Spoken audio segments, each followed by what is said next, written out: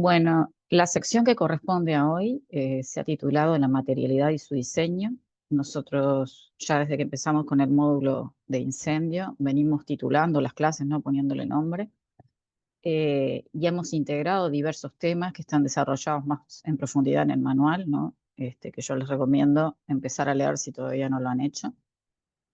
Estos temas se integran de una manera que entendemos que sea accesible, ¿no? Para que ustedes puedan ir desarrollando estos conceptos que se ven a lo largo de este módulo. Yo sé que, por ejemplo, a veces eh, a los arquitectos se les exige, ¿no? Desde los aspectos estéticos del diseño, y a veces uno piensa que estas cuestiones de lo material o la elección de materiales queda en manos de un tercero, o bueno, la empresa constructora, o se elige simplemente por cuestiones estéticas, por el color, por la integración. Evidentemente, como diseñadores, nos formamos en eso. Sin embargo, desde el punto de vista de la seguridad, entendemos que la materialidad cuenta y cuenta bastante en la seguridad de las personas, y no son aspectos que nosotros debamos desconocer u olvidar. De hecho, la información debería estar disponible a la hora de tomar decisiones con respecto a la incorporación de materiales a la arquitectura. Por eso nosotros desarrollamos estos ítems, ¿no? Que se van a ir desarrollando en esta clase. Son pocas diapositivas, pero espero escuchar comentarios por parte de ustedes, y nosotros vamos a hablar de un ejemplo que yo ya mencioné, que bueno, que es emblemático en este sentido de los materiales que se incorporan en el diseño de la arquitectura. Hay otros casos más recientes incluso que vienen en el mismo sentido, ¿no? Nosotros vamos a ver este marco técnico en arquitectura, las incidencias en el edificio y su diseño, bueno, qué incorporar y cómo incorporar, las exigencias de los materiales constructivos frente al fuego. Vamos a tener que acostumbrarnos a mirar catálogos, hacer preguntas, y de lo que no sabemos, evitar su uso, sobre todo en programas bastante complejos, eh, programas, ¿no? que vamos a analizar ahora cuáles serían, digamos, donde tenemos que hacer más hincapié en estas cosas. Capaz que les diría empezar por esos, pero no podemos permitirnos incorporar materiales constructivos o sistemas constructivos sin saber las consecuencias de eso, ¿no?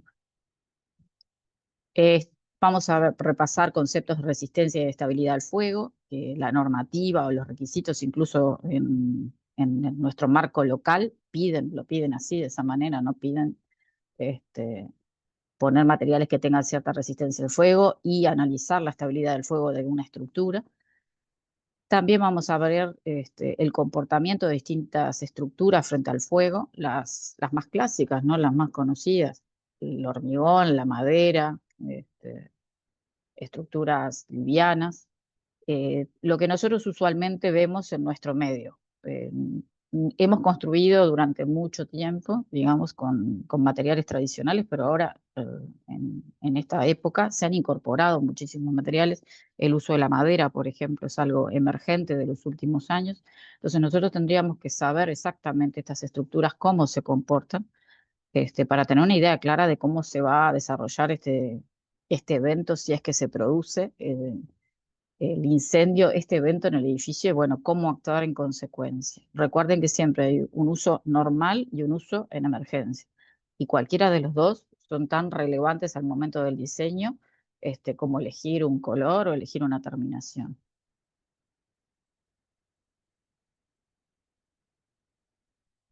¿Por qué esta foto? Bueno, justamente las víctimas tienen un rostro. Nosotros podemos tener usuarios o podemos tener víctimas. Y parece duro lo que estoy diciendo, pero sí, es así. Los usuarios del edificio rápidamente pueden transformarse en víctimas si nosotros, como diseñadores, no tenemos en cuenta el diseño de no solo los espacios, o sea, la espacialidad del edificio, sino la materialidad del edificio. Entonces es importante que ustedes tengan claro que al momento de diseñar, ustedes están pensando en todas estas personas, que son potencialmente víctimas en el caso, disculpen, de un siniestro en un incendio.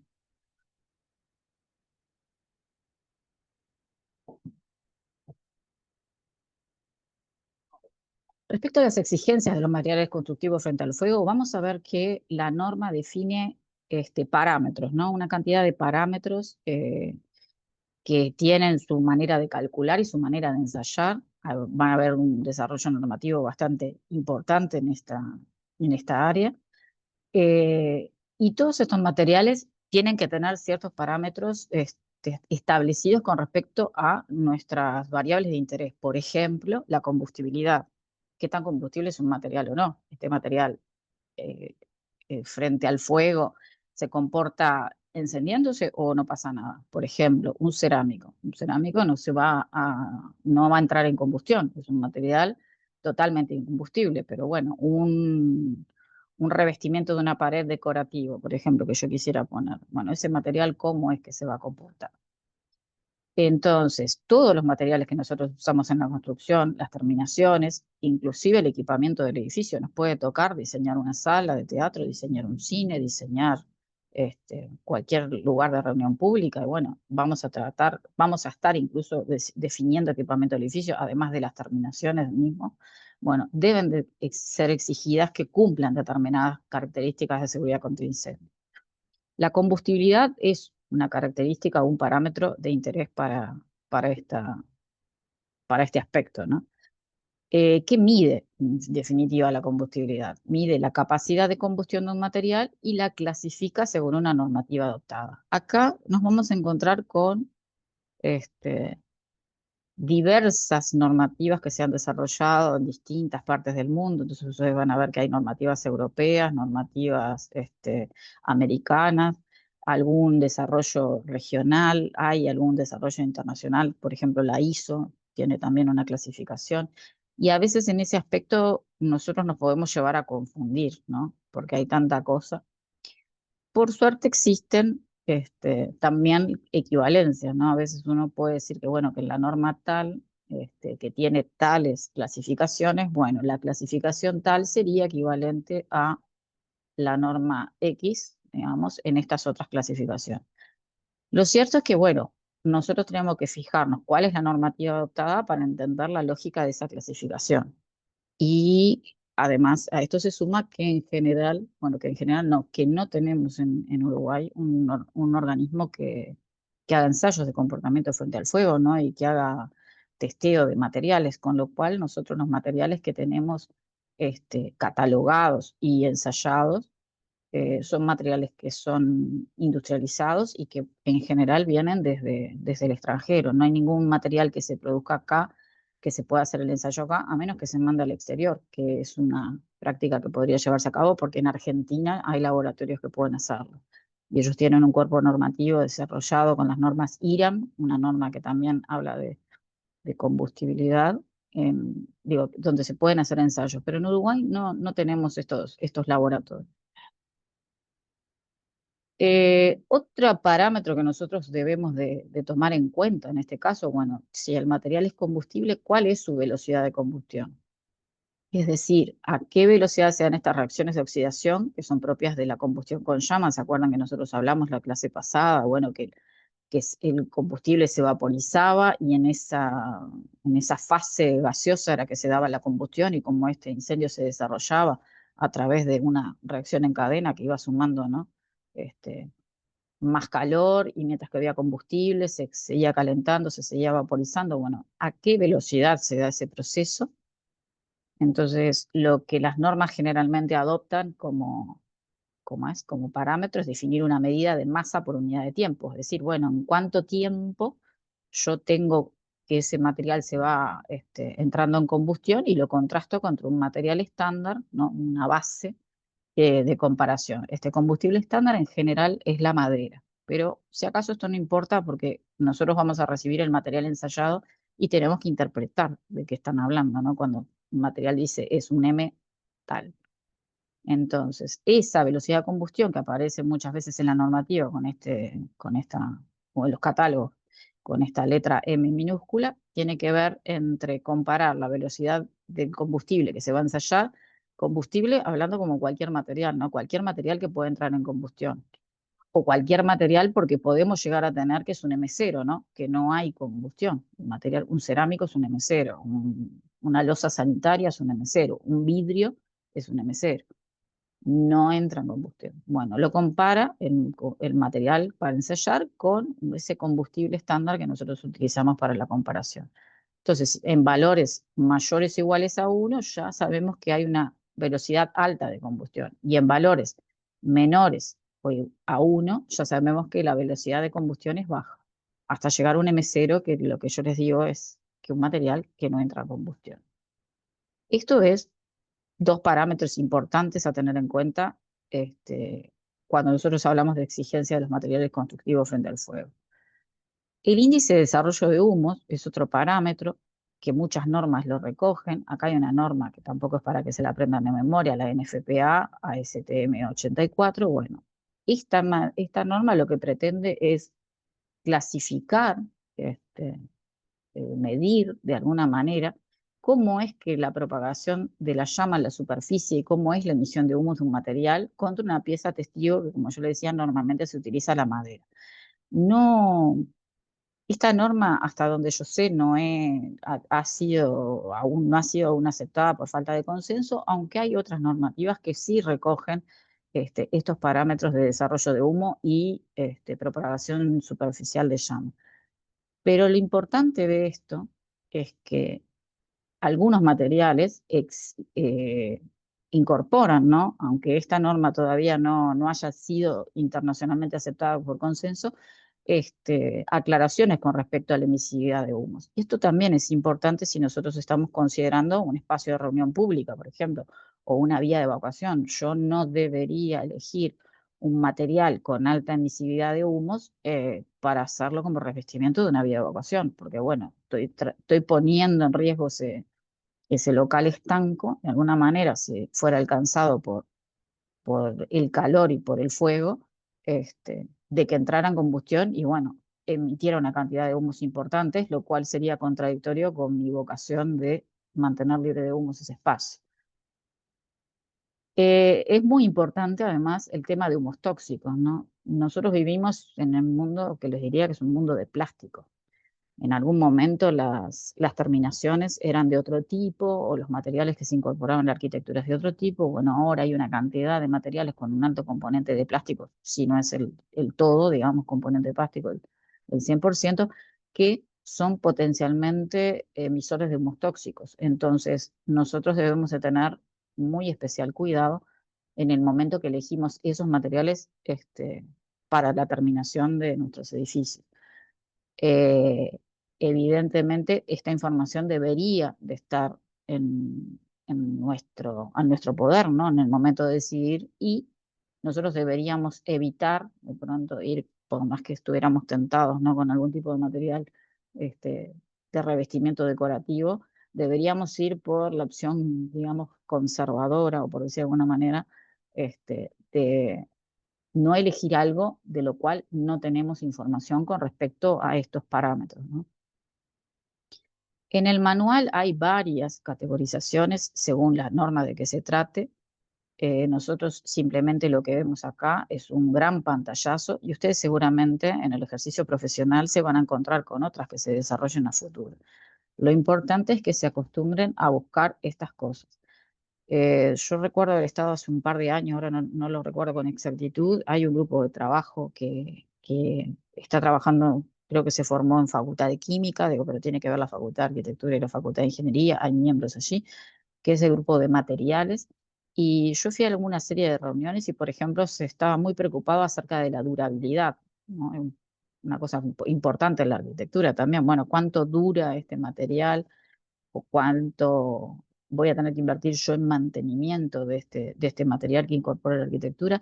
Sin embargo, no era, por lo menos en las charlas que yo estuve, no era el comportamiento frente al fuego un parámetro de preocupación entre sus integrantes, ¿no? Más bien se dirigía a incorporar materiales y materiales que fueran perdurables en la arquitectura y, bueno, las consecuencias de las patologías que se podían ocasionar con respecto a degradación de este tipo de material, por ejemplo, en impermeabilización. Pero no iba, o sea, no, a mí me llamaba la atención la ausencia de interés en respecto al desarrollo de estos parámetros. Una norma que reúne bastantes de estos parámetros o que los integra, les diría, bastante adecuadamente y que, y que a nosotros nos llegan estos materiales, no nos llegan estos materiales con esta clasificación, son las euroclases. Las euroclases están definidas bajo esta norma europea, la UNE en 13501-1, suma parámetros de importancia, ¿no?, de estos que yo he mencionado y los relaciona entre sí y evalúan en conjunto el material. O sea, va más allá de ser un M0, por ejemplo, la, el parámetro de combustibilidad, sino que integra combustibilidad, emisión de humo y producción de gotas incandescentes. Acuérdense de cuando hablamos del incendio de Cromañón y cómo la producción de gotas incandescentes tuvo un rol muy importante en lo que fue la propagación de ese incendio y la gravedad del mismo. Entonces, el parámetro combustibilidad está definido como la capacidad de autoincendio bajo los efectos de elevadas temperaturas. O sea, si yo aporto calor a ese material, bueno, ¿en qué momento se enciende o alcanza la temperatura superficial de ignición? La emisión de humos valora la cantidad y el tamaño de las partículas inquemadas en suspensión. ¿Se acuerdan que en teoría, si un material se sometía a una combustión perfecta, algo que solo podemos lograr en laboratorios, nosotros no íbamos a tener inquemados? El humo básicamente iba a ser vapor de agua este, y anhídrido carbónico, o sea, un humo blanco, lo cual en la realidad es básicamente o prácticamente imposible de tener. Bueno, en este caso, esta norma evalúa en esa emisión de humos qué cantidad de partículas habría en suspensión en combustión de este material. Y bueno, la producción, estimar la cantidad de gotas inflamadas que se generarían en el material o que estarían incidiendo en la propagación del fuego, como tres parámetros que en conjunto definen un poco más que la combustibilidad del material, sino un comportamiento más global de este material.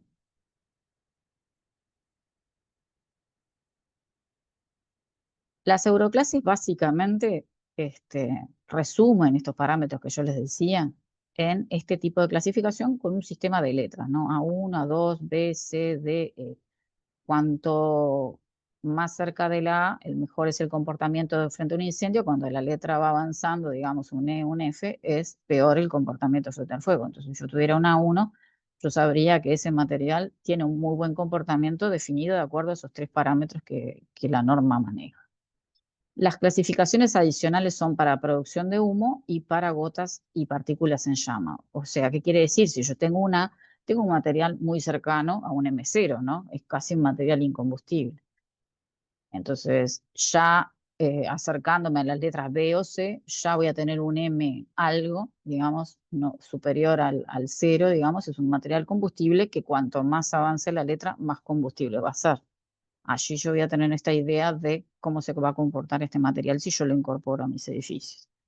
En esta clasificación de producción de humo hay un factor que es un S minúscula con un subíndice 1, 2 o 3 que también mide la velocidad de, por ejemplo, un S1 sería una velocidad y una cantidad baja, un S2 una velocidad y cantidad media y un S3 una velocidad y cantidad elevada. ¿Qué quiere decir? Yo tengo una 1 S2 o una 2 S2, yo tendría un material que es combustible pero que tiene un buen comportamiento y que produce humo con una velocidad y una cantidad media. Ahí ya tengo una idea de este material, cómo se comportaría en una situación de incendio dentro de mi edificio. Y las gotas se identifican con este subíndice, el D, con un subíndice 0, 1 y 2, desde que no producen gotas, un 0, digamos, hasta uno que sí produce gotas, y acá en un tiempo mayor de 10 segundos, o incluso tienen algo que dice no clasificado, que es cuando directamente no pueden medir o no se puede establecer este parámetro. Capaz que el más global es estos son adicionales. Entonces yo podría tener una 1 S2 de 1, que bueno, que quiere decir que el material tiene un buen comportamiento al fuego, que la velocidad y la cantidad de humos es media y que no produce gotas incandescentes. Ese podría ser un material adecuado para incorporar a mi edificio en una situación de un espacio de reunión, por ejemplo.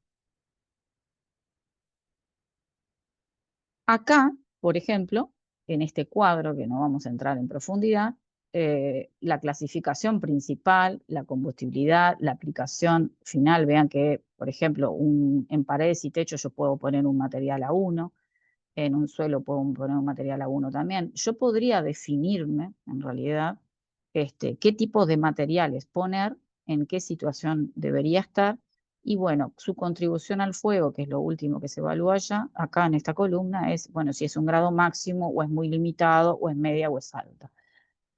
Este F debería estar, ¿no? Un material que estuviera clasificado como F debería estar limitado a situaciones que realmente no representan un riesgo para las personas.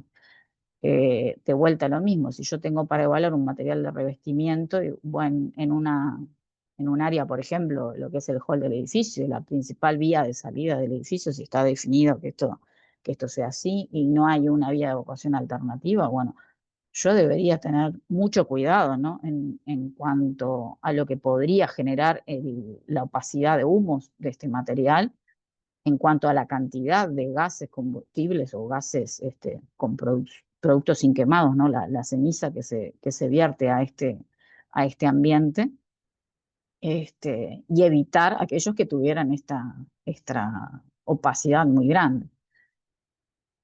Y así sucesivamente, este análisis yo debería estarlo realizando, digamos, con estos cuadros, con estas clasificaciones y esta orientación, debería estarlo analizando en cada material que yo decido incorporar al edificio.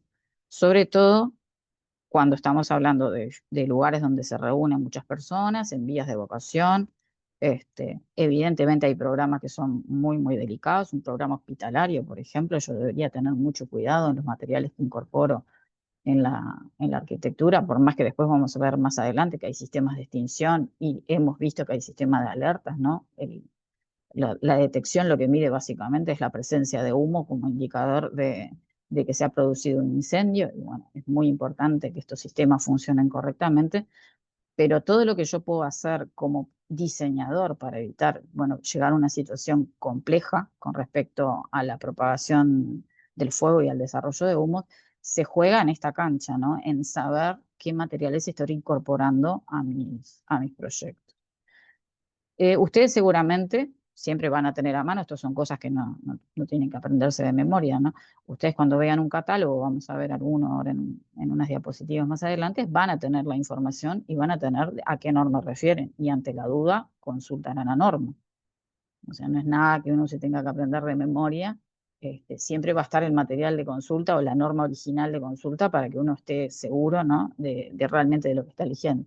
Y a veces no hay que dejarse engañar, ¿no? Pueden haber trampitas en las catálogos. Yo hace poco leí uno que ahora no, capaz que lo tenía a mano para mostrárselos, no lo busqué, que que el material era combustible, o sea, porque era una espuma de poliuretano, con una chapa, ¿no? Un isopanel, es un material bastante inflamable, y que emite gases bastante complicados, pero ellos lo que destacaban en el folleto, ¿no? Lo que decía comportamiento de frente al fuego, decía que era baja emisión superficial o baja propagación superficial, que era algo casi obvio porque era una chapa, ¿no? La superficie del sándwich, digamos, era una chapa y bueno, ahí no había propagación.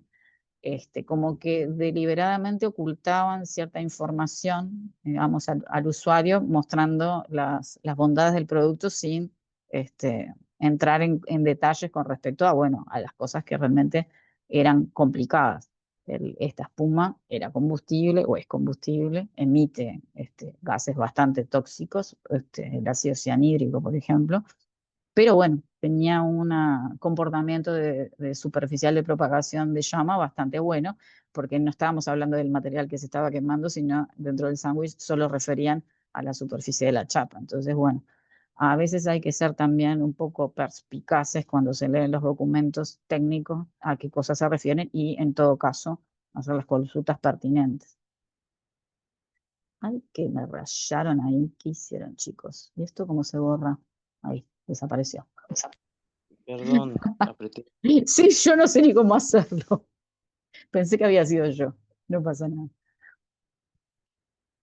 Bueno, aquí hay la que yo le decía, una correspondencia entre la norma UNE y las euroclases, ¿no? La que me define a mí los M0, el M1, el M2 y el M3. Por ejemplo, cuando no es combustible, que es un M0, estamos hablando de un material que para las euroclases es una 1 o una 2, que a su vez es un S1 de 0. Acuérdense, S1 era velocidad y cantidad baja de humo, y de 0 que no producen gotas incandescentes.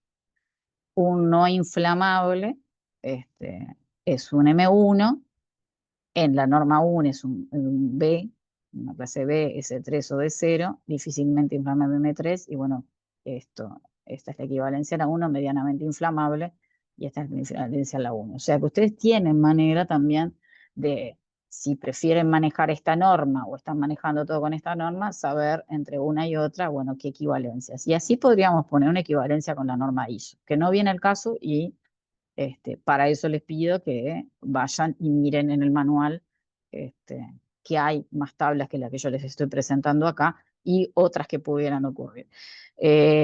También es importante mantenerse al tanto de estas cosas, ¿no? Porque esto puede ir cambiando. Las normativas se van actualizando, a veces aparecen nuevos parámetros. De hecho, yo hace un año fui a una charla donde se hablaba de algo como que superaba las euroclases, otro tipo de clasificación que también algunas empresas estaban utilizando. Entonces, hay que mantenerse al tanto de estas cosas, hay que ir a normas internacionales reconocidas o normas, en general las normas europeas, las americanas, las normas IRAM en Argentina o la ISO, son normas que son bastante confiables. Les puede surgir con este boom de materiales de Asia, digo que les toque evaluar algo, como me pasó a mí, que llega con una norma china, que además de que es difícil conseguir la norma traducida, uno no sabe demasiado con respecto a, bueno, qué tan confiable es ese laboratorio o esa acreditación. Normalmente vamos a tratar de ir a algo más internacional, la ISO, por ejemplo, o alguna, dependiendo del origen, que podría ser la anterior europea o la actual, se usan las dos, o la norma IRAM también, como para tomarlo como parámetro de decisión. En el manual, ustedes van a ver que ahora acá dice clasificación de edificios en buen enfoque del IBC y el CTE. Esto es algo en lo que nosotros no nos vamos a detener en esta clase, pero me gustaría que hicieran esa lectura y de última me consultaran la clase que viene, porque el International Building Code, que es algo que nosotros no tenemos a nuestro nivel local, define, por ejemplo, para determinados programas qué clase de edificios, o sea, clasifica una serie de edificios y dice en cuanto a sus paredes, su techo, la cubierta o el piso, qué tipo de materiales aconseja poner, ¿no? Ya viene como aconsejado en el propio código, digamos, de construcción, qué tipo de material incorporar si se trata de una construcción de tal tipo que va a estar destinada a tal programa. Algo que nosotros realmente en nuestro medio no estamos acostumbrados a ver, o es lo último que se piensa, ¿no? Se diseña el edificio, luego se proyecta en realidad o se definen cuáles son los materiales que le van a incorporar, y pueden haber cambios, sobre todo cambios en la estructura, en las terminaciones, de acuerdo a los costos. Pero no se analiza el edificio al revés, ¿no? Desde el punto de vista, bueno, de seguridad contra incendios, si yo necesito incorporar un material que sea de una característica, no sé, un M1, bueno, ya eso me va a estar definiendo la material del edificio desde antes del diseño, o es un insumo para el diseño. Esto en general no, ya les digo que en el medio local en Uruguay no existe, es muy poco el desarrollo que hay a nivel incluso que cubra toda, ¿no? De alcance nacional, como les decía, bueno, hay tantas normativas como intendencias departamentales, y el desarrollo normativo a lo que ellos apuntaban recientemente de tener una normativa unificada en higiene en la vivienda no habla para nada de este tipo de variables. Ahora vamos a ver un catálogo técnico, ¿no? Por ejemplo, acá hay un panel Acustiver, es un panel de una empresa, Isover, que tiene para poner en estructuras livianas, ¿no? De comportamiento acústico. Y por acá, fíjense que tiene distintas prestaciones, y acá está en el catálogo a cuál material refieren y bueno, de qué se trata. Y acá incorporan la clase, ¿no? Con respecto al comportamiento frente al fuego, M1, dice, parecen todos, o sea, son todos, no son incombustibles, son combustibles, pero con un buen comportamiento frente al fuego. Además de tener los otros parámetros que de pronto son interesantes porque estamos hablando de un material aislante, ¿no? Material aislante acústico, que bueno, y cuando uno busca en este catálogo, vas a ver, bueno, cuántos decibeles aísla, en qué situaciones se pueden poner, si en vertical, en horizontal. Acá vean que hay materiales para ductos, para paredes, para una cantidad de situaciones. Y ellos evalúan el parámetro de plumas de fuego. Y entonces esto nosotros deberíamos de analizarlo, ¿no? Si nosotros estamos poniendo un material aislante en un ductos, por ejemplo, de extracción de aire o inyección de aire fresco o ductos de aire acondicionado, ¿no? Porque hay que aislarlos para que no condensen. Bueno, esto se puede volver un elemento de propagación frente al fuego. Nosotros deberíamos estudiar qué materiales estamos incorporando para saber, en ese caso, qué tan seguro es lo que nosotros estamos planteando de acuerdo a esa instalación. Eh, yo sé que muchas veces no, los materiales, los manuales o traen la información, como yo le decía, un poco serio, sesgadas o directamente no la traen. En ese caso, realizar las consultas pertinentes, directamente descartar este material o buscar otro que me proporcione estas características. No deberíamos nosotros dejar esa variable que no sabemos qué es lo que está pasando con ese material o no ha sido ensayado en nuestros programas de arquitectura, sobre todo, como les digo, lugares de reunión pública. En ese caso deberíamos ser muy, muy estrictos con respecto a lo que nosotros estamos evaluando.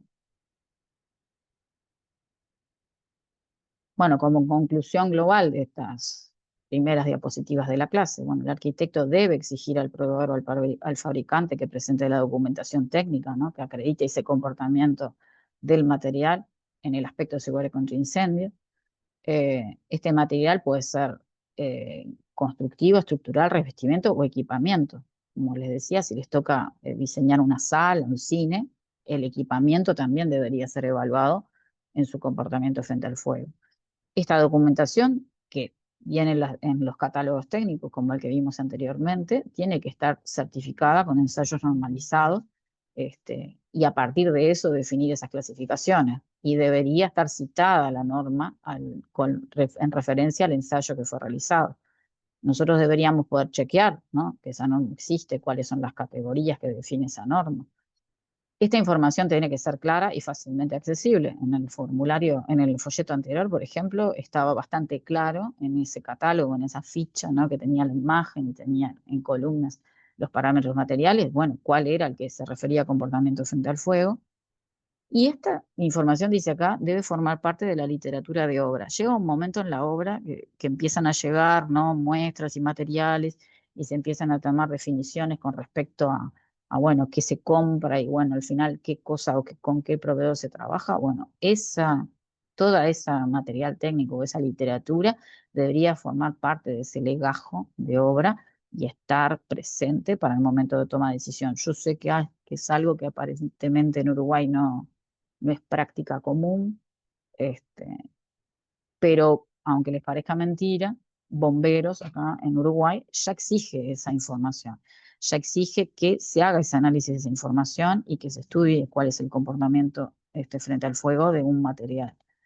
Y nosotros no deberíamos elegir por precio, como normalmente se hace, sino por precio en función de prestación.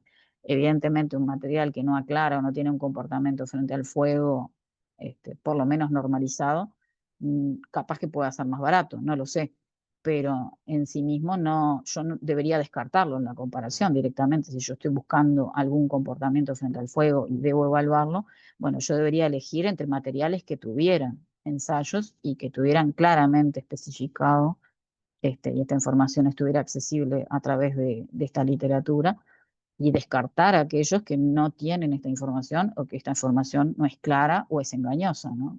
Parcial, como este material que yo les decía, este sándwich que yo les decía que vi en algún momento y me llamó mucho la atención.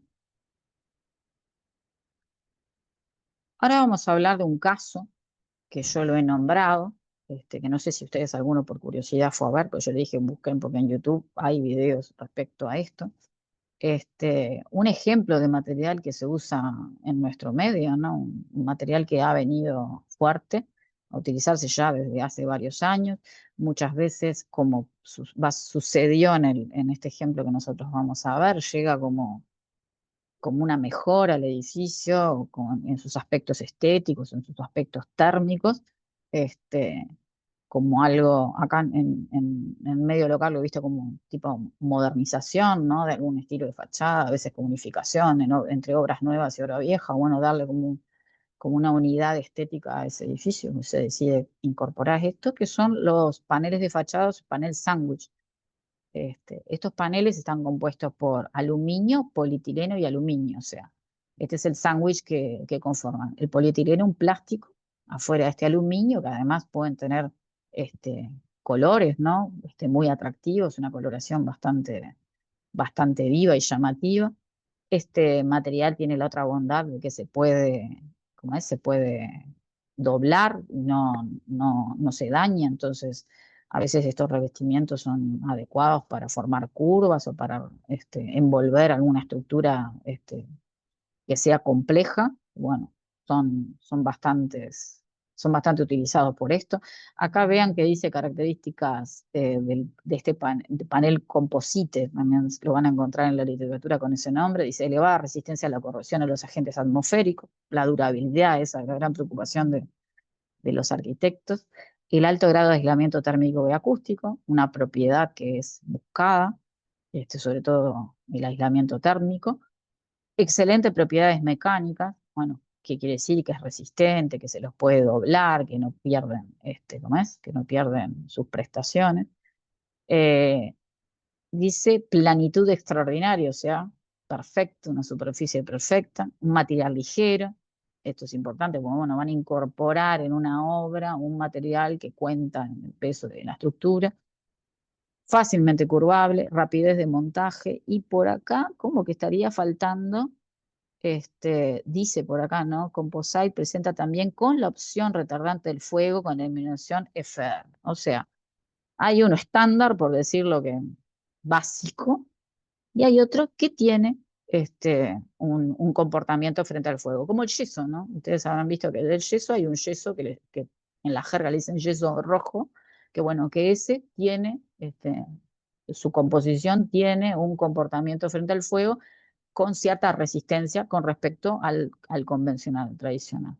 Bueno, esto de que puede tener la opción con retardante al fuego, y bueno, este es el denominado FR, dice allí, ese fue el kit o la cuestión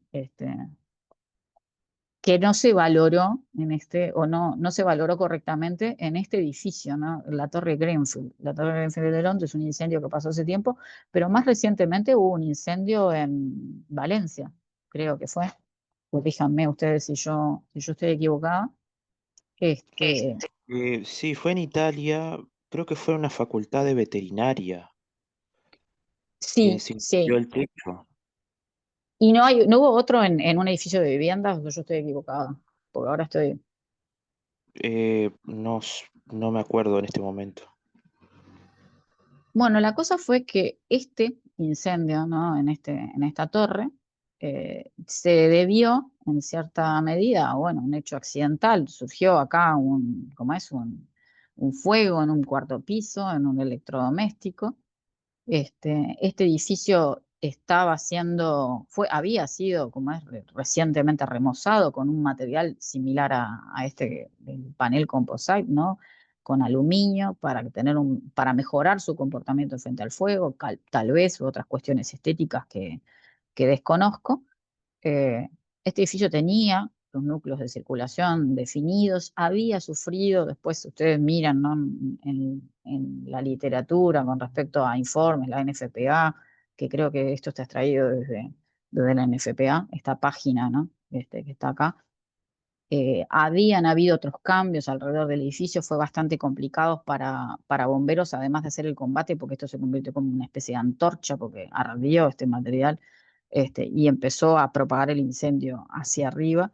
Además tuvieron bastante problemas de acercar los equipos de emergencia al edificio, porque habían sido modificadas los accesos y habían sido modificadas algunas escaleras. Entonces la evacuación también se vio complicada, como siempre, no, las causas, ¿no? de los incendios, en este caso era clara, que era este electrodoméstico, pero a veces los factores que se dan en esa situación empiezan a desencadenar unos hechos que, bueno, que modificaciones en las circulaciones o modificaciones en los accesos a edificios dificultaron el combate, con lo cual con este material que ardió y se propagó rápidamente, fue peor, o sea, incidió negativamente en que se pudiera atender la emergencia más a tiempo. Aún así, las víctimas fueron pocas para la envergadura del incendio que se estaba dando, pero en este edificio se había utilizado un material que aparentemente, según dicen los informes, no había considerado esos aspectos, ¿no? Del que puede tener un retardante frente al fuego. Bueno, no se había utilizado el material correcto, digamos, el que tenía ese retardante frente al fuego, sino que se utilizó el básico, el convencional, que el fabricante aconsejaba para edificios de altura limitada, ¿no? No aconsejaba para edificios de altura como este edificio, que es un edificio con muchos niveles. Allí hubo todo un tema, ¿no? De cuestiones cruzadas, de responsabilidad, de que al finalmente quién había hecho la compra de este material, si se había tenido en cuenta el material correcto, ¿no? Si se había analizado. Aparentemente también había sido descartado por un tema ¿cómo es? De costos, como que había estado en consideración, pero por un tema de costos había sido descartado. La cosa es que, bueno, no se hizo un análisis adecuado de, de este material a incorporar, de acuerdo a su comportamiento frente al fuego. Por allí estuvo el material que era correcto incorporar, pero por algún tema de decisiones en esa escala de responsabilidad, pues el edificio administrado públicamente por el ayuntamiento, sucedió lo que sucedió. Ustedes, como arquitectos, podrían llegar a trabajar, digamos, en una situación hipotética en un edificio como esto, en nuestro medio o en nuestro lado, desde varios escritorios, ¿no? Desde el que da el permiso para que esto se construya, para que esta obra sea realizada, o sea, un edificio de gobierno, o desde la empresa que comercializa este producto y da el asesoramiento técnico sobre esto, o desde la empresa constructora, que es la que monta este material o decide hacer esta obra. Entonces, las responsabilidades en ese arreglo de varias personas o varias organizaciones es bastante complejo, y en ese maraña de responsabilidades, bueno, fue que se perdió esta información, o que esta información, que era muy importante que se tratara y que se tuviera en cuenta, no fue tenida en cuenta. Los juicios dirán quién es el culpable. Lo cierto es que, bueno, que el edificio ardió con una furia bastante inusitada, algo que no se había visto hasta el momento. Fíjense cómo quedó esta estructura. Durante el incendio esto ardía así como estaba en el esquema anterior, y chorreaba este líquido incandescente prendido fuego hacia abajo. A partir de eso, ese material que estuvo bajo sospecha eh, quedó ahí como puesto en cuestión. Muchos de los edificios en los que estaban planificadas obras similares este, se detuvieron, hubo un parate, sobre todo el ayuntamiento, que tenía a cargo de varias de estas como es, estructuras, dijo, bueno, vamos a tomarnos un tiempo para pensar esto. Acá en Montevideo yo he visto muchos de estos edificios, ¿no? Con esta situación de que el edificio estaba construido con otra estética, o tenía algún problema térmico, o directamente es un tema estético que se quiere cambiar, y se montan esas estructuras van con anclajes, ¿no? a la estructura original del edificio, y bueno, se forma ¿cómo es? Esta otra fachada o esta otra piel con este material, y aquí vean que hay como una circulación vertical, no están compartimentados, lo que quiere decir que cualquier incendio que suceda por acá, este material enciende, y bueno, esto puede ir rápidamente en altura. Una propagación muy, muy rápida en este sentido, por justamente cómo es el montaje de este material. Entonces, ojo, cuidado con estas cosas. En este caso, esto debería haber sido analizado con lupa, y no debería haberse este, quedado como cosa secundaria, ¿no? Esto de esta llamador que dice por acá, ojo que hay una opción con un retardante frente al fuego. debería haber estado sobre la mesa de entrada y nunca debería haberse llegado a construir esto o a hacer esta obra de esta manera.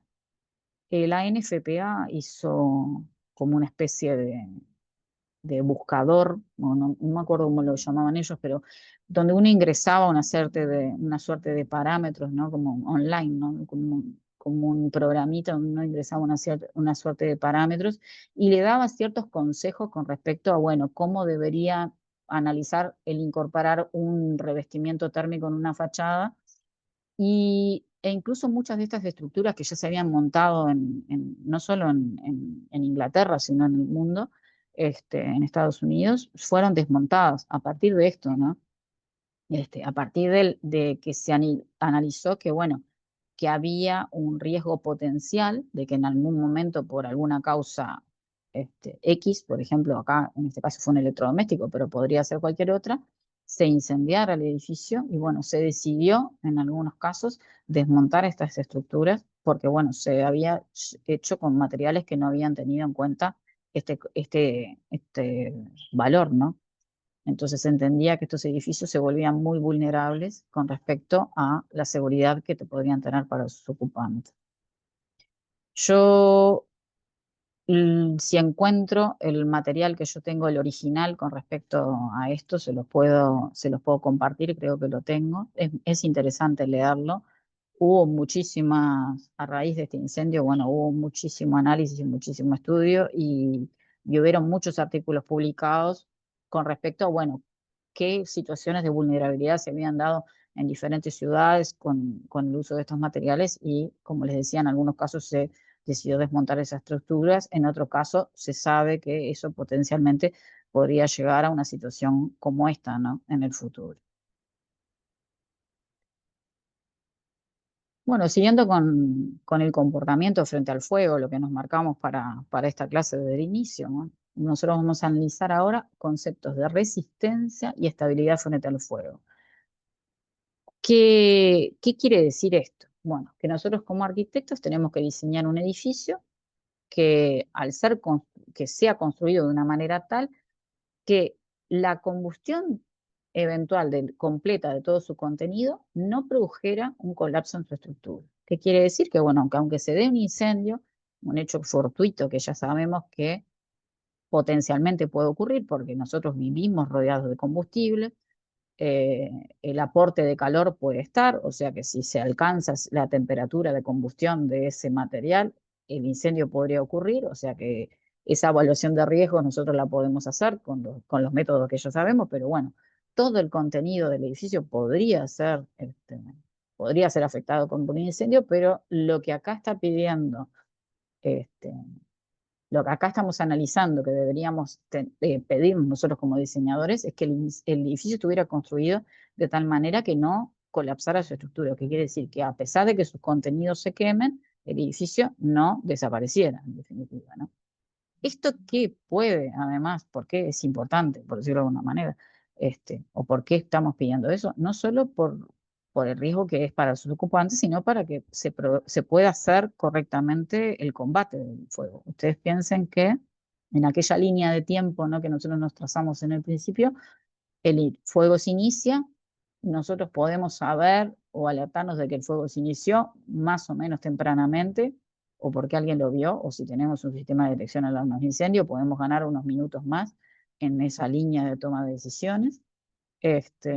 Pero después en algún momento se va a llamar a los servicios de emergencia tienen su tiempo para coordinar, ¿no?, de cómo ir, de quién va a ir, esos minutos que yo le decía que demora esa línea de emergencia en prepararse y salir a atender el riesgo de incendio y bueno, luego lo que lleve llegar hasta ahí en la situación de tráfico normal. Entonces, durante ese tiempo ya empezó a entrar en combustión todos los contenidos del edificio. Entre que bomberos o el servicio de bomberos llega al edificio y empieza a hacer el combate de incendio, y que ellos deben entrar al edificio para hacer este combate, la idea es que puedan hacerlo con las garantías de seguridad de que no se produzca el colapso de la estructura, ¿no?, que realmente pueda combatirse.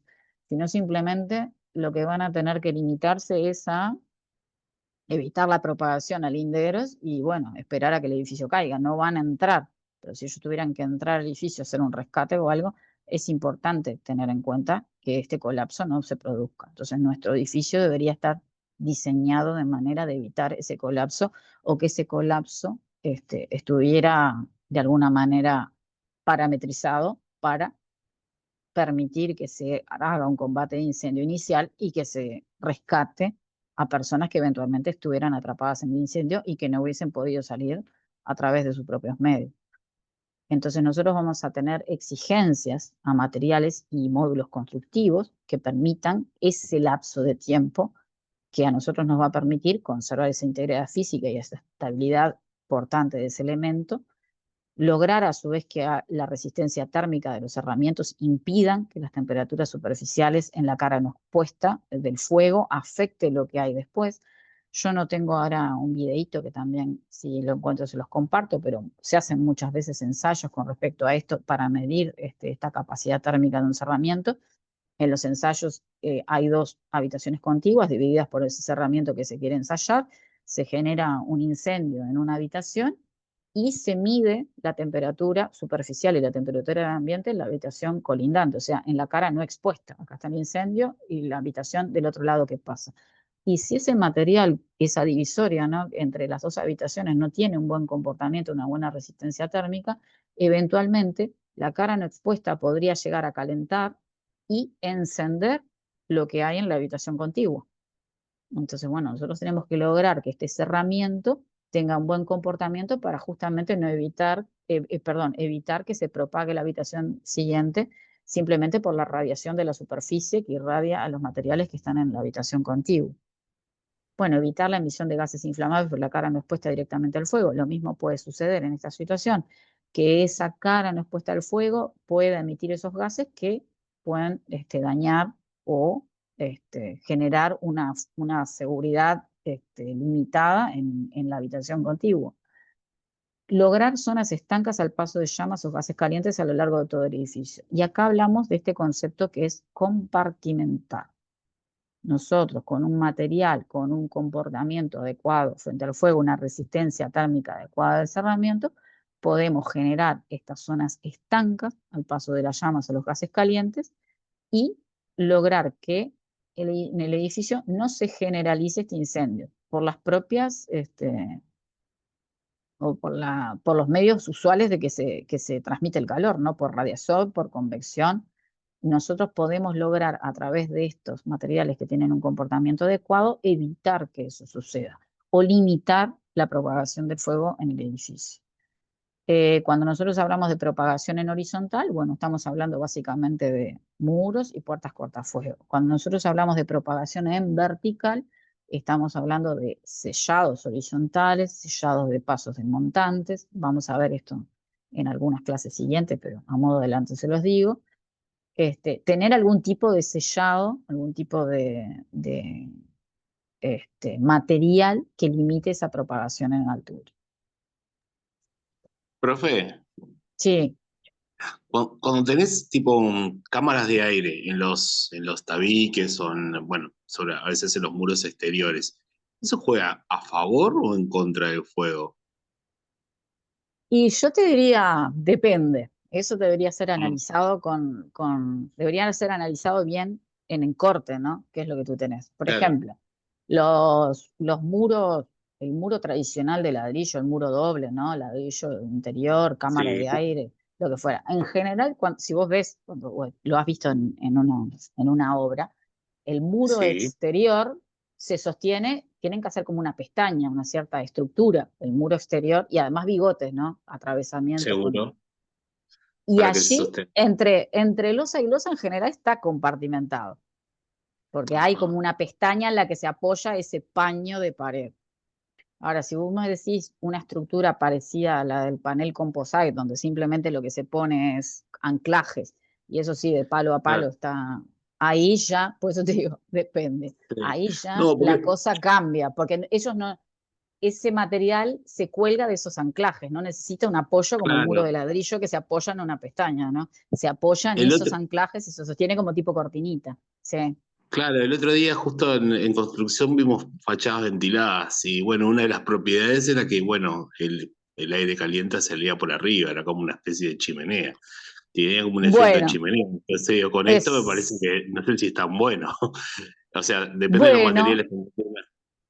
está buena tu reflexión. Depende mucho de los Claro, materiales, depende mucho de la situación y en general, viste que acá, justo en la Torre Grenfell, también era un tema de que mejorar el comportamiento térmico del edificio que parece como que es contradictorio con la seguridad contra incendios, ¿no? claro, Entonces, hay que pensarlo muy bien.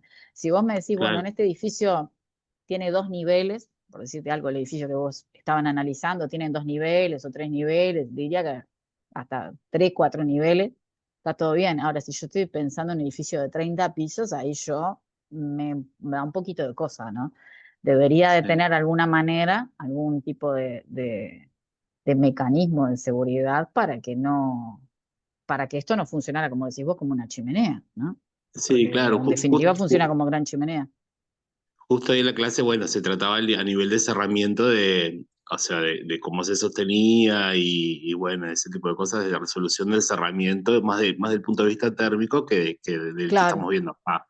Entonces, claro. bueno, no entraron en muchos detalles de este tipo, pero bueno, ahora justo estábamos, vi el edificio y estábamos reflexionando de los cerramientos, me entró como la, la, Y está la bien, reflexión. y está, exacto, ¿no? Y está bien que te lo cuestiones, porque evidentemente el edificio está construido para tener cierto nivel de confort para los usuarios y está bien, ¿no? Un edificio uno no debería morirse de frío porque si no pueden pasar otras cosas como una situación como hoy, ¿no? Un día gélido, que la gente empiece a usar elementos de calefacción de manera incorrecta, bueno, toda una serie de cosas que bomberos alertan en esta época justamente porque, bueno, las personas sienten frío, entonces si están a disconfort la calefacción es mayor o los elementos de calefacción empiezan a tener mayores costos para la familia, bueno, está bueno tener ese tipo ¿cómo es? De edificios que capaz que entran dentro de lo pasivo, ¿no? El diseño pasivo. O sea, un edificio con, en teoría, un envolvente donde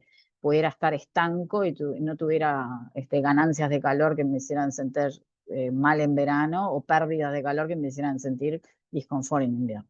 Ahora, es tan válido el análisis desde el punto de vista térmico como desde el punto de vista de la seguridad contra incendios. En ese caso, yo diría que la solución tendría que estar en la intersección de ambas cosas, ¿no? Ponderar una y ponderar otra.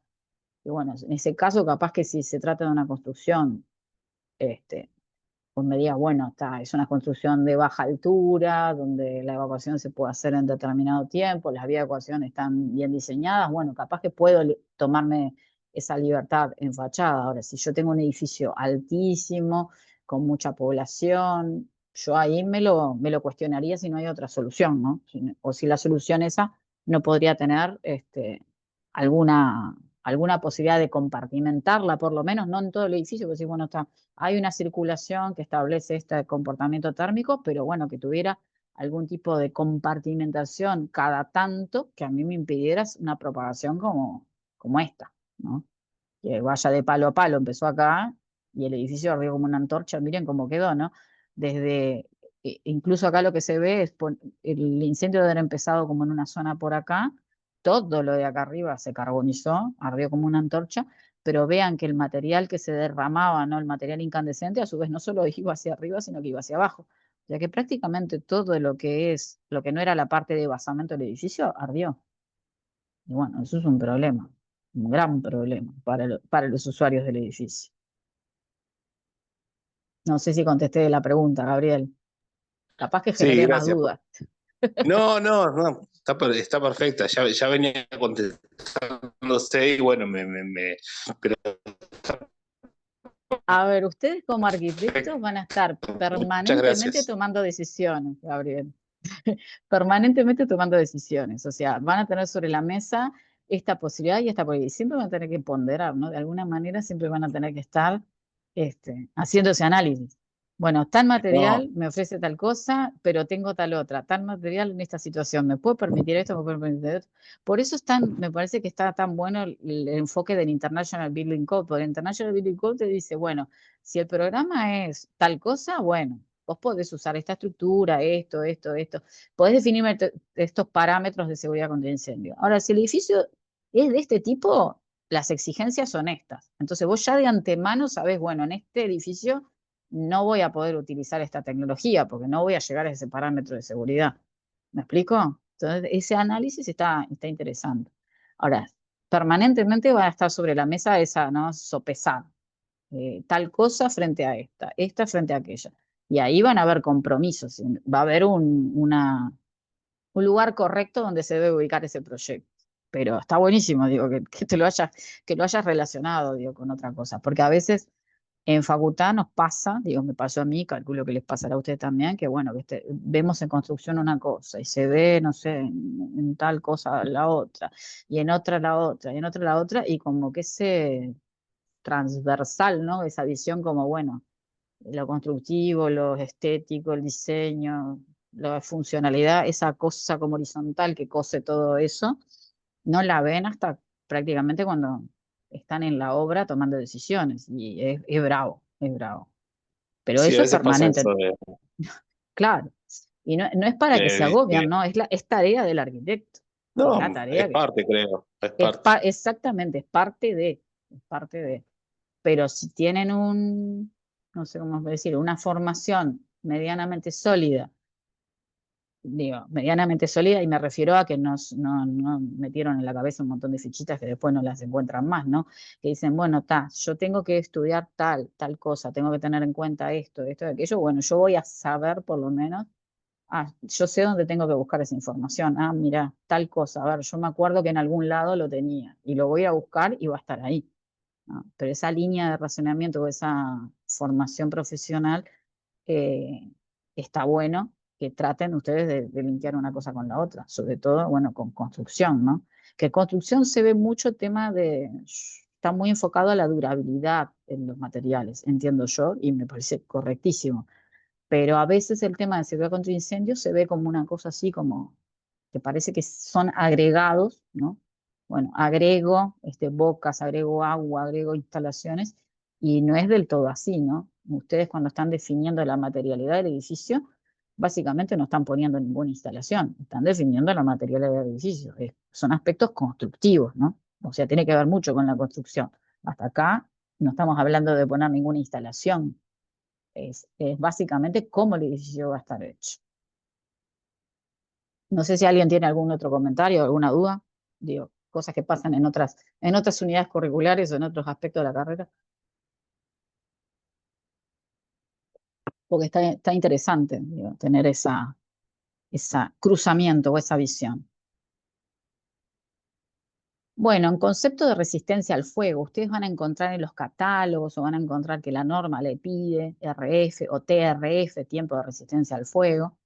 ¿Qué es el concepto de resistencia al fuego? Entonces, la resistencia al fuego es el equivalente en tiempo, que se mide en minutos, que un componente o cerramiento puede resistir al fuego. Y esto acá abajo son fotos de ensayos que se hacen en laboratorios. Acá hay montado un panel con una estructura, probablemente un panel de yeso con su correspondiente aislante térmico. Y bueno, hay una serie de mecheros que le dan calor y se miden estos parámetros y se mide hasta qué momento esta estructura se considera que ha resistido, ¿no? al fuego.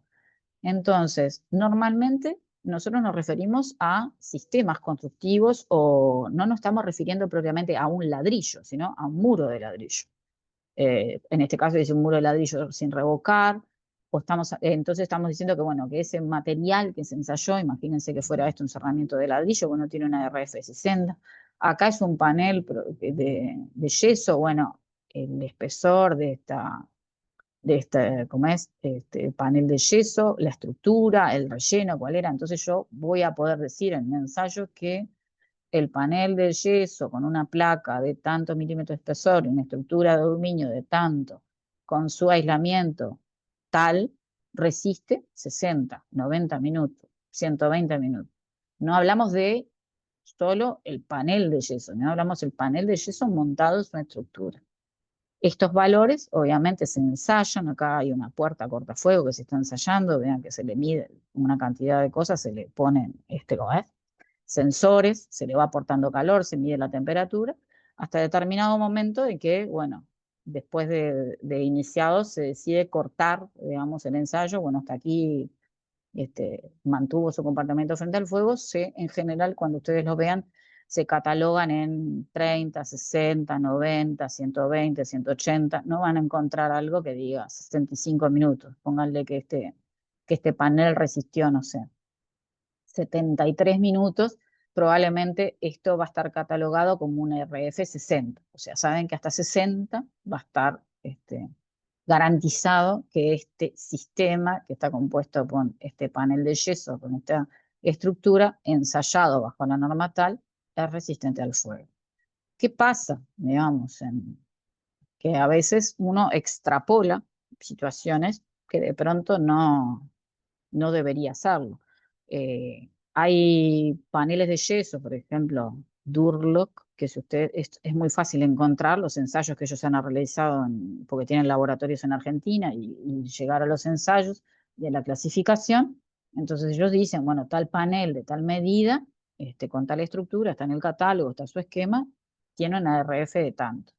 Pero bueno, es ese panel Durlock, ¿no? En el que ensayaron en el laboratorio, en esa fecha, bajo esos parámetros, donde está esa fechita.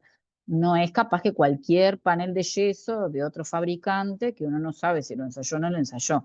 Entonces, ojo con eso también, de que a veces nosotros tendemos a generalizar que el panel de yeso de tal estructura resiste tanto, cuando en realidad de ese tipo de panel no tenemos un ensayo específico, porque directamente sea de otro fabricante. Con respecto a lo que es el ladrillo y los mampuestos cerámicos o los mampuestos de hormigón o los bloques, etcétera, realmente nosotros nos manejamos por ensayos internacionales, o sea, no se está ensayando el ladrillo que yo estoy poniendo en mi obra, sino que, bueno, el ladrillo de campo tiene una cierta resistencia X y nosotros nos manejamos con esos parámetros. Hay tablas, en nuestra normativa local hay tablas que dicen, por ejemplo, un muro de ladrillo simple revocado de ambas caras tiene una resistencia al fuego, no sé, evidentemente superior a 60, 90, 120 minutos. Un muro doble de ladrillo tiene 240 minutos. En el manual también tienen ejemplos respecto a eso, y la normativa uruguaya brinda ejemplos, brinda tablas con ejemplos respecto a eso. El comportamiento de los elementos tradicionales, el ladrillo, el hormigón, los bloques, es muy bueno. En general, con muros de ladrillo ya simples, logran resistencias al fuego bastante importantes. En cambio, con estructuras livianas, por ejemplo, un panel de yeso simple, con un yeso, no el que tiene una composición resistente al fuego, sino el yeso común con un emplacado simple, capaz que logran una resistencia al fuego de 15 o 30 minutos. Evidentemente, luego hay configuraciones con doble placa o con placa roja que, bueno, que empiezan a lograr resistencias al fuego de 60, 90, 120, pero ya bien la complejidad del cerramiento empieza a ser mayor, porque ya empiezan con dobles emplacados o algunas otras configuraciones. Esto es importante que ustedes obtengan, digamos, los catálogos de los ensayos de los materiales que van a incorporar para saber, bueno, realmente si no termina siendo más simple hacer un cerramiento de, no sé, de un muro de ladrillo revocado, con ticholo revocado, un van puesto tradicional, frente a de pronto tener que hacer un doble emplacado con una estructura bastante complicada en un cerramiento de yeso. Eso lo tendrán que evaluar ustedes, ¿no?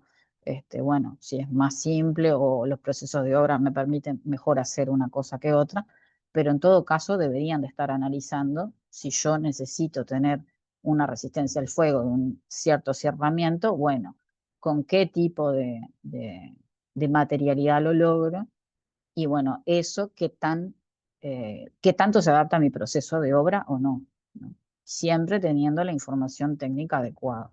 Ustedes no pueden dejar de analizar esto. Esto, vean que la resistencia al fuego, estamos hablando de sistemas, como por ejemplo los cerramientos, un muro de ladrillo, un sistema de liviano de yeso como esto, pero no del material, no del ladrillo, no de la chapa, no específicamente un material, sino el sistema completo. Cuando nosotros hablamos de estabilidad del fuego, estamos hablando también de tiempo, que se mide en minutos, en que una estructura puede mantener su capacidad portante sin colapsar frente a la acción del fuego. En este caso, lo que nosotros tenemos que estar bien presentes es que las estructuras en general trabajan en conjunto y las cargas están equilibradas. Si yo les mencioné en el incendio de las Torres Gemelas, perdón, en el atentado de las Torres Gemelas y posterior incendio, se afectó el sistema estructural del edificio cuando impactó. Las estructuras que trabajaban en conjunto tuvieron un reequilibrio, por decir una cosa, algunas cargas empezaron a comportar de otra manera y bueno, eso llevó a que el edificio eventualmente colapsara, porque luego de que la estructura se dañó, esas cargas se repartieron y se equilibraron de manera diferente, además comenzó un incendio, eventualmente ese sistema estructural colapsó. Entonces, es importante el sistema estructural, no una pieza en específico. En caso que se afecte la capacidad portante, lo que pasa es que este elemento débil o dañado, generalmente, como dice acá, es una pieza metálica, puede hacer que eventualmente el conjunto del edificio colapse. Y esto, capaz que para nosotros, que no somos, en general, no tenemos una formación de calculistas, aunque sí lo podemos hacer, y al que le gusta puede arrancar por ese camino, es difícil a veces llegar a ponderar cuál es el tiempo de colapso de un edificio haciendo ese análisis, ¿no? de cómo cómo la estructura en su conjunto juega, ¿no? en este tiempo. Este valor, en realidad, en general, en estructuras metálicas se puede aportar agregando un revestimiento, por ejemplo, o agregando una protección. Este valor se puede calcular o se puede llegar a un tiempo de colapso de la estructura, algo que en general lo hacen los ingenieros estructurales o los ingenieros civiles, pueden llegar a calcular, existen normas que dan orientación para calcular un tiempo de colapso. Y nosotros como arquitectos tenemos que pensar que el tiempo de estabilidad respecto al fuego exigible a cualquier estructura es el que permita salir los ocupantes del edificio y permitir el inicio del combate del fuego, como yo les decía hace unos minutos. ¿Por qué es importante que la estructura no colapse? Porque eventualmente va a haber un tiempo que se inició, esa línea de tiempo en que yo me di cuenta del incendio, inicié los procedimientos de evacuación, pero a su vez hay alguien que está llamando al servicio de emergencias que se está preparando para venir a combatir el fuego y eventualmente rescatar a alguna persona que no ha podido salir. Entonces, ¿cuál es ese tiempo de resistencia estructural o de estabilidad frente al fuego que yo le voy a pedir a la estructura? Es el que me permita realizar estas dos acciones. ¿Se entiende?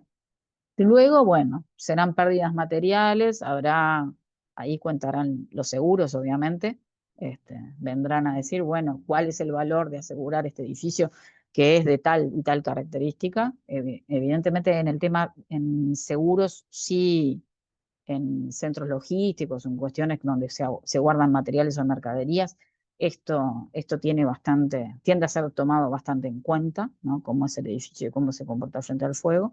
Pero básicamente lo que le vamos a pedir al edificio es eso, resistir hasta que todos los ocupantes abandonen el edificio y estén seguros y permitir el inicio del combate del fuego. Eventualmente, la estructura podría llegar a no dañarse, ¿no? Eso es lo que nosotros aspiramos, es que aunque todos los contenidos del edificio se entren en combustión y se pierdan, que el edificio en sí mismo no pierda su capacidad portante. Mínimamente le vamos a pedir que esa capacidad portante se mantenga para realizar estas dos acciones.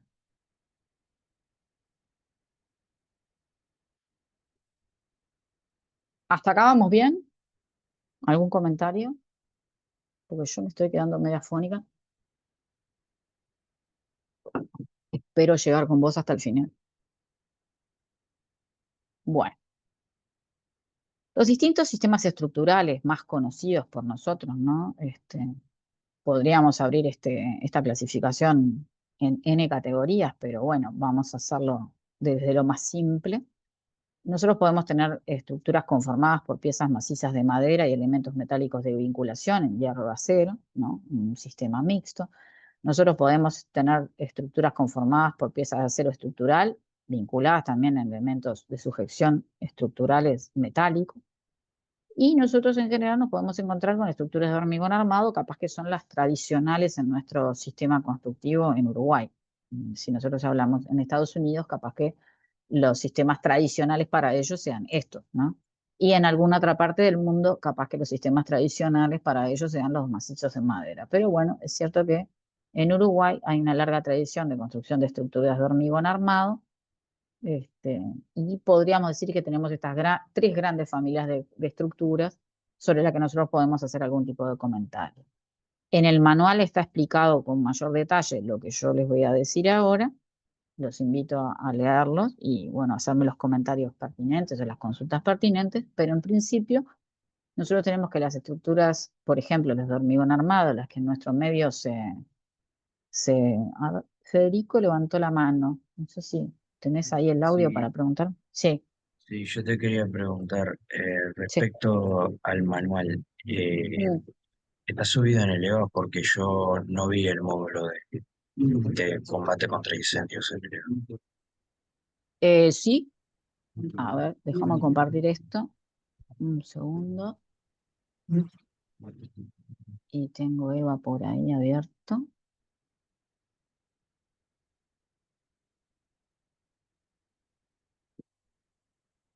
Te comparto dónde está porque ahora lo estoy viendo.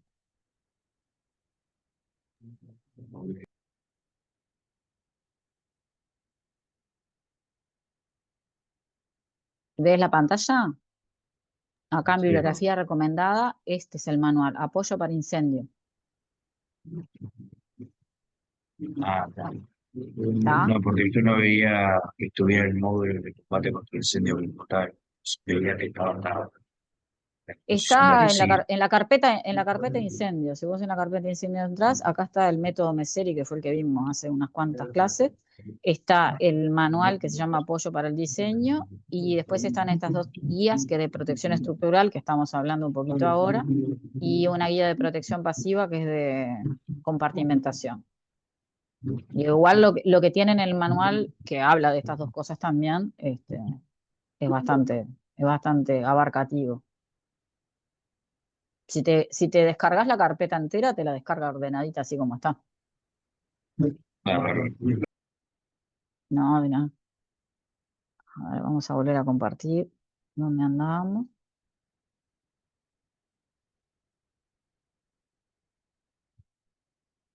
Ahí. Bueno, como les decía, las estructuras de hormigón armado, las que son tradicionales para nuestro medio. Las estructuras de hormigón armado, hay una parte de la estructura que trabaja con presión y otra parte que trabaja tracción. La que trabaja con presión es el macizo de hormigón, la que trabaja tracción es la armadura. Nosotros en estructuras de hormigón armado vamos a tener piezas que trabajan a flexión, que trabajan a compresión, los pilares prácticamente trabajan 100% a compresión, las losas hay una parte que trabajan a compresión y a tracción, con las vigas sucede lo mismo. El hormigón es un material, el hormigón como material individual, es un hormigón, perdón, es un material que es incombustible, el hormigón no se prende fuego. El hierro tampoco enciende, el hierro es un material que si yo lo tuviera que clasificar diría que es incombustible. Pero ¿qué sucede con el hormigón armado? Cuando sufre calentamiento, el hormigón empieza a dilatar.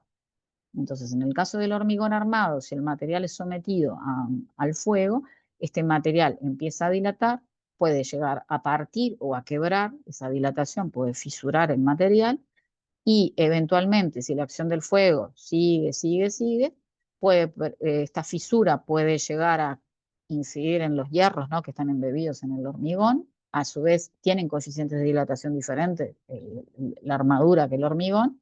Entonces pueden llegar a haber cascaduras o abolladuras que me pongan o me expongan las armaduras. Esto es un daño importante, ¿no?, cuando las armaduras quedan expuestas, porque o sea, no solo porque los coeficientes de dilatación son diferentes, sino porque las estructuras tienden a ponerse más maleables, el acero tiende a ponerse más maleable a determinada temperatura, empieza a adquirir deformidades. Entonces, la estructura de hormigón armado, su resistencia al fuego básicamente va a estar dada por la protección del bizcocho de hormigón frente a la armadura. Cuando ustedes, calculo que en estructuras, no sé cómo está hecha ahora, ¿no?, cómo están divididas las estructuras, pero cuando ustedes ven estructuras de hormigón armado, el recubrimiento de la armadura es muy importante, o es un parámetro que se les recalca, ¿no?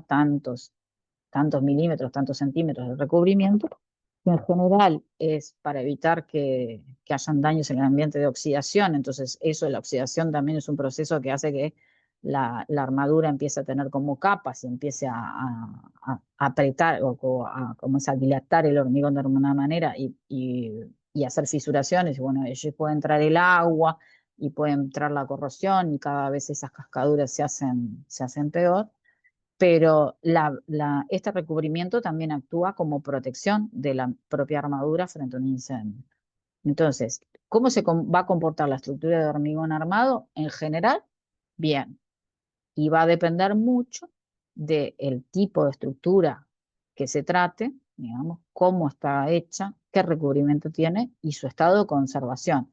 Si tenemos una estructura de hormigón que está bastante fisurada, que los recubrimientos están cascados o se han salido, bueno, evidentemente esa estructura de hormigón frente al fuego, la respuesta que va a tener no va a ser tan superior como una estructura que está en óptimas condiciones.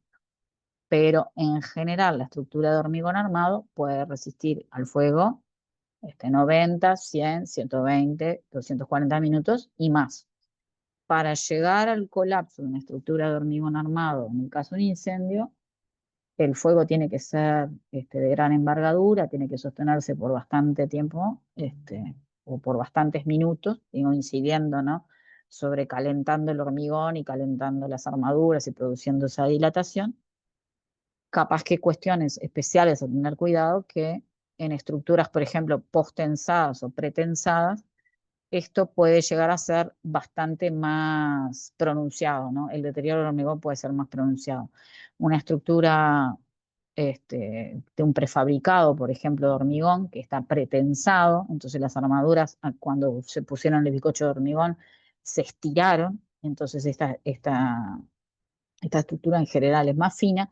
En ese caso pueden haber deformidades importantes en el hormigón armado que sí podrían ocasionar su colapso. En principio, a modo de resumen, tienen un muy buen comportamiento frente al fuego, dependiendo de el estado de conservación que tengan. Y bueno, estos otros detalles que yo le dije, ya si son prefabricados o elementos postensados o pretensados, bueno, ahí hay que tener un poco más de ojo o otras consideraciones. Todo esto se puede calcular. En general, los ingenieros calculistas o estructurales pueden estimar el tiempo de colapso de una estructura de acuerdo a parámetros normalizados, en el caso que ustedes tuvieran alguna, como es que quisieran hacer esta verificación, ¿no?, dentro del edificio.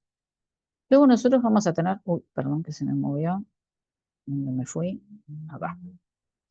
Nosotros vamos a tener estructuras conformadas por piezas de acero estructural que se vinculan también a través de piezas de acero. Bueno, ¿qué tenemos para decir de las estructuras livianas metálicas? Que evidentemente el metal tampoco, el acero tampoco entra en combustión, sería un material incombustible. Sin embargo, y esto es algo que ustedes lo pueden verificar o lo han visto en su experiencia de vida, si uno somete una pieza metálica al calor, va a adquirir deformidades que eventualmente con el tiempo pueden provocar el colapso de una estructura. Esto también un ingeniero calculista lo puede determinar a través del cálculo, ¿no? Puede estimar esto a través del cálculo, pero normalmente una pieza estructural o una estructura en su conjunto puede empezar a sufrir deformaciones. En el caso de incendio, ya les diría que a partir de los 15 minutos de iniciar un incendio. Y eventualmente estas deformaciones estructurales que hacen que las cargas se repartan de diferente manera pueden ocasionar el colapso de la estructura en tiempos diría, de minutos, ¿no? No estamos hablando de horas. El hormigón puede resistir horas, el acero puede resistir minutos, como un sistema estructural en acero puede resistir minutos. ¿Qué pasa cuando nosotros tenemos estructuras conformadas por piezas macizas de madera y elementos metales de vinculación, ¿no? Los pernos, platinas, etc.? Que acá el punto débil, por decirlo de alguna manera, de vuelta es el hierro o el acero, porque las piezas de madera, aunque la madera es combustible, son bastante resistentes al fuego, porque la madera que se empieza a encender y forma una capa de carbón en la pieza metálica, esa capa de carbón es la que impide que se siga consumiendo la madera o la pieza de madera completa. O sea, ¿qué quiere decir? Que la madera se carboniza en la superficie y ese carbón de la superficie la aísla de alguna manera con respecto al fuego que está generándose en ese local o en ese ambiente. Entonces, hay maneras de calcular una estructura de madera considerando esos milímetros que la madera se carboniza y de alguna manera dimensionar la pieza, incluyendo, dimensionamos la pieza con su comportamiento frente al fuego, ¿no? Dimensionar la pieza incluyendo esos milímetros de carbonización que van a ser útiles para proteger la madera. El elemento de vinculación es el punto débil, al igual que lo que era en las estructuras de hormigón armado. Entonces, entre estas tres estructuras, el hormigón armado, las que están conformadas por metal y piezas de, ¿cómo es? Elementos estructurales metálicos y vinculaciones metálicas, y las maderas con algún tipo de vinculación metálica, la peor de todas son las estructuras conformadas 100% por acero estructural, o sea, con vinculaciones estructurales.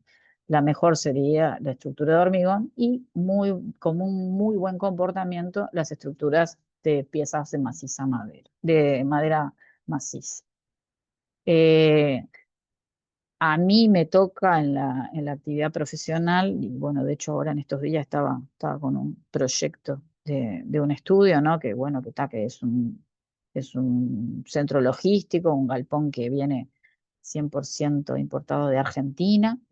Ahora se usan muchos galpones que vienen, se importan desde China. Eh, que cuando uno les plantea, ¿no? Este tema de la protección estructural es algo que termina siendo caro, porque ese recubrimiento o esa protección estructural que uno le tiene que aportar para lograr un tiempo de resistencia estructural determinado, en general es muy cara.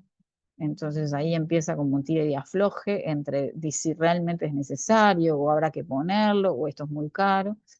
Y bueno, hay que hacerles ver de alguna manera, y bueno, cuando tiene el cálculo hecho por el ingeniero estructural, ahí sí como que se abren los ojos y dice, no me imaginé algo como esto.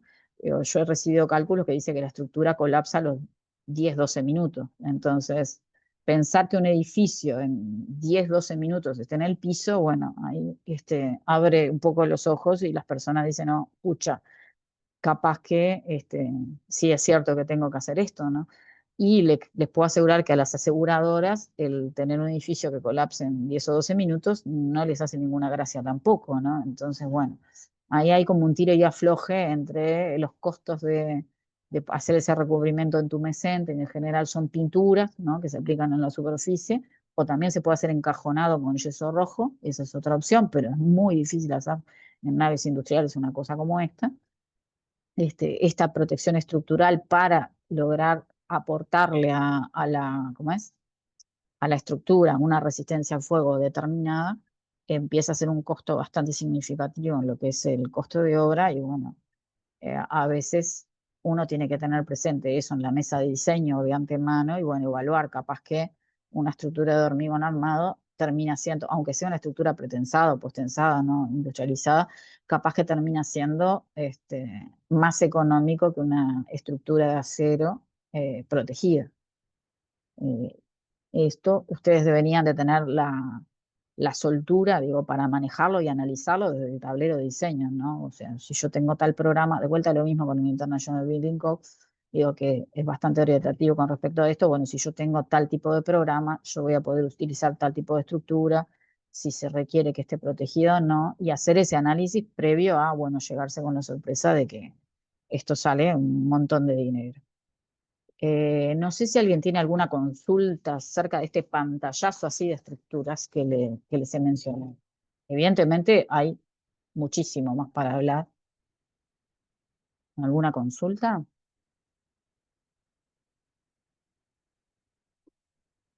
¿Nadie? Igual ahora retomamos. Eso para que se queden con las tres grandes familias de estructuras, por decirlo de una manera. Es hormigón armado, metálica, madera. Este, que les quede claro ¿no? De alguna manera, a lo que ustedes, cuando ustedes como diseñadores deciden ir por el camino de una estructura y otra, bueno, saber cuál va a ser su comportamiento y saber que si yo necesito algún tiempo de resistencia de la estructura o un tiempo de estabilidad de la estructura para permitir, como mínimo, quitar a todos los ocupantes del edificio y el inicio del combate del fuego, bueno, yo tendría que estar pensando en todas las variables que inciden en este comportamiento frente al fuego de esta estructura y estar pensando que si yo tengo estructuras con acero estructural, yo tendría que estar haciéndole una protección frente al fuego adicional para que la estructura no colapsara en un tiempo mínimo, ¿no? También en la vida profesional me ha tocado alguna otra cuestión con respecto a esto, de tener que calcular, por ejemplo, un tiempo de evacuación, decir, bueno, las personas van a salir en tal tiempo y por otro lado el calculista calcular, bueno, la estructura va a colapsar en determinado tiempo y ahí ponderar, ¿no? Si yo las personas las logro sacar del edificio en 4 minutos y la estructura me resiste 11 minutos, bueno, si yo estoy dentro de un margen de seguridad adecuado como el que me planteé acá, en definitiva lo cumpliría, ¿no? Pero bueno, de vuelta a lo mismo, no es muy simpático pensar que el edificio va a estar en el suelo a los 11 minutos con sus contenidos y bueno, si ahí juegan los seguros o los contenidos tienen alto valor y son muy importantes, ojo con eso. Hay capaz que además de eso yo tendría que ir realmente a una protección estructural para darle ese tiempo y proteger los contenidos, ¿no? Cuando los contenidos empiezan a ser importantes, ojo con estas cosas, hay que pensárselas muy bien. Igual que lo que hablamos con el compañero con respecto a las fachadas, ¿no? Hay que pensárselas muy bien y darle varias vueltas en este análisis para tomar una decisión correcta. Bueno, acá Federico están en el manual ¿cómo es? Los capítulos que tratan sobre esta clase que hemos visto hoy, que terminé, 37. Se ve que hablé muy rápido, que terminé varios minutos antes. También hay cuestionarios de práctica para realizar. Yo también les recomiendo bajar la guía de protección estructural y la guía de protección pasiva, y no es para, o sea, chequearlo, ¿no? Leerlo, tiene bastante información con respecto a cómo se protegen las estructuras, con esto que yo les decía, la protección estructural.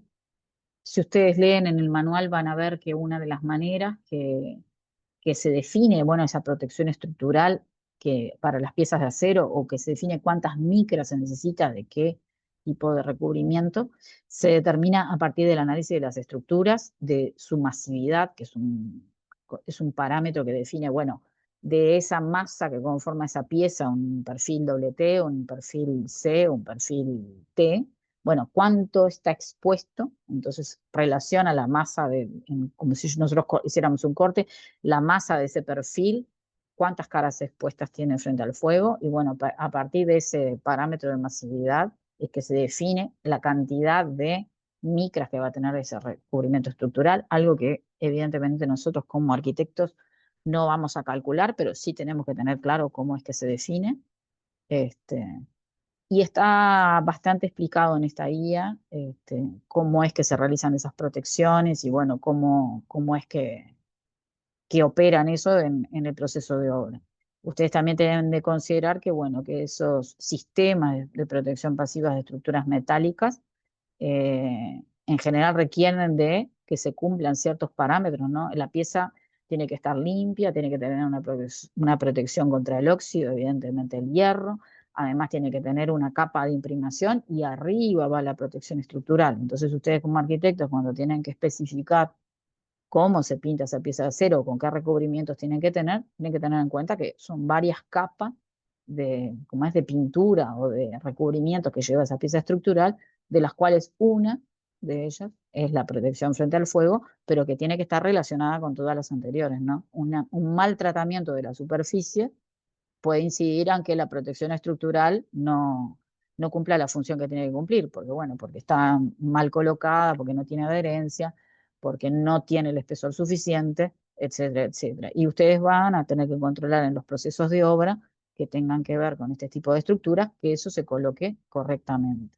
Eso es algo importante también que tengan en cuenta porque ustedes, si les toca trabajar en obra, van a tener que velar porque estas cosas se hagan de la manera correcta, ¿no? ¿Alguna consulta, chicos? ¿Me dejan hablar sola? Dejo de compartir. Yo tengo una consulta, Sí, dale, dale. pero no es de esta clase, es de otra, de residuos. De la primera, en realidad. Cuando vimos el cálculo del Sí, tema de del cálculo, de la estimación. o sea, tenés ahí la diapositiva. Sé que era la 26 de la primera clase de residuos. Ya la abro. A ver, ¿alguno tiene alguna duda de esta clase? Para no irnos de tema, No, ¿no? Bueno, vamos yo a no. buscar la clase esta. Vamos a buscar la clase de residuos. Dame un segundito.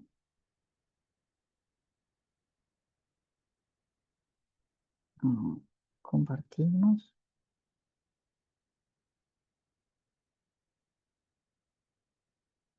Ahí la tengo. Y vos decías que es la 26. Acá. Sí, ahí. ¿Podés explicar un poco el tema del cálculo sin compactar? Porque como que lo intenté hacer y no me daba tipo ese resultado que hay. No entiendo cómo llegás al 1.8. A ver, repasando, ¿no? Nosotros tenemos los supuestos que se tomaban era que entre 2 y 3 kilos por vivienda, ¿no? Entonces son estos 3 kilos que están acá, con 40 apartamentos, ¿no? 40 por 3 kilos por día por apartamento por 3 días. Y esto se dividía por la densidad que tienen los combustibles sin compactar, 200 gramos. Acá yo debería llegar a este 1.8. Vamos a hacer la cuenta, ya que estamos. Un segundito. Está claro, yo no lo dividí. Por 3 esto da 360, dividido 200, Claro, el 1.8. problema es que yo no lo dividí entre 200. Tipo, entendí que se Está. multiplicaba todo. Está, capaz que yo lo que lo puedo hacer, digo, para adoptar una mayor claridad, lo pongo entre paréntesis, ¿está? O sea, para que a vos te quede, porque sí es cierto, yo lo tengo súper claro, pero puede llegar a confusión esto de kilogramos por apartamento, o ponerle el por apartamento y poner todo esto entre paréntesis dividido 200. Pero ahí llegás al 1.8, porque también podría ser, ¿no? Que las cuentas estuvieran mal. La, Esto la es bolsa un es un residuo estándar, ¿no? general. Claro, estas son las bolsas estándar, esto es un residuo general.